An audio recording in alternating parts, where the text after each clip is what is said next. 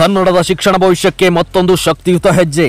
ಕೊಪ್ಪಳ ಜಿಲ್ಲೆಯ ಕುಷ್ಟಗಿ ತಾಲೂಕಿನ ಲಿಂಗದಹಳ್ಳಿ ಗ್ರಾಮದ ಸರಕಾರಿ ಹಿರಿಯ ಪ್ರಾಥಮಿಕ ಶಾಲೆಯಲ್ಲಿ 4 ನವೀಕೃತ ತರಗತಿ ಕೊಠಡಿಗಳು ಇಂದು ಬಹುಜನರ ಸಮ್ಮುಖದಲ್ಲಿ ಉದ್ಘಾಟನೆಯಾದವು. ಇದು ಏನೇನೋ ಸಾಧನೆ ಅಲ್ಲ, ಇದೊಂದು ಸರಕಾರಿ ಶಾಲೆಗಳ ಪುನರ್ಜನ್ಮದ ಸಂಕೇತ.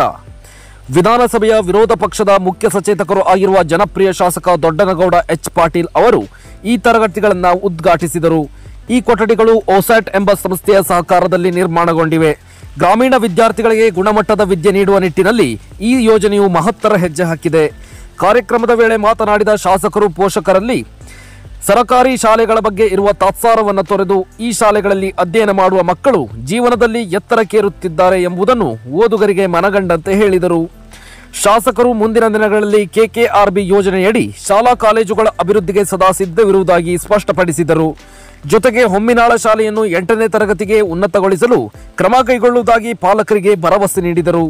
ಕಾರ್ಯಕ್ರಮದಲ್ಲಿ ಶಿಕ್ಷಣಾಧಿಕಾರಿಗಳು, ಗ್ರಾಮ ಪಂಚಾಯತ್ ಅಧ್ಯಕ್ಷೆ ಲಲಿತಮ್ಮ, ಒಸ್ಯಾಟ್ ತಂಡದ ನಾರಾಯಣಸ್ವಾಮಿ, ಗೋಪಾಲಾಚಾರ್ಯ ಅಂಜಕ್ಕಿ, ಆಸಿಫ್ ಅಲಿ, ಶಾಲಾ ಅಭಿವೃದ್ಧಿ ಸಮಿತಿಯ ಅಧ್ಯಕ್ಷ ಯಮನೂರಪ್ಪ, ಮುಖ್ಯ ಶಿಕ್ಷಕ ಆನಂದ್ ಸೊಬಗಿನ ಮತ್ತು ಸ್ಥಳೀಯ ಗಣ್ಯರು ಉಪಸ್ಥಿತರಿದ್ದರು.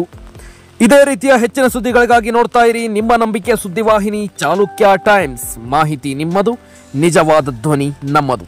Bureau report, Chalukya times, Koppal.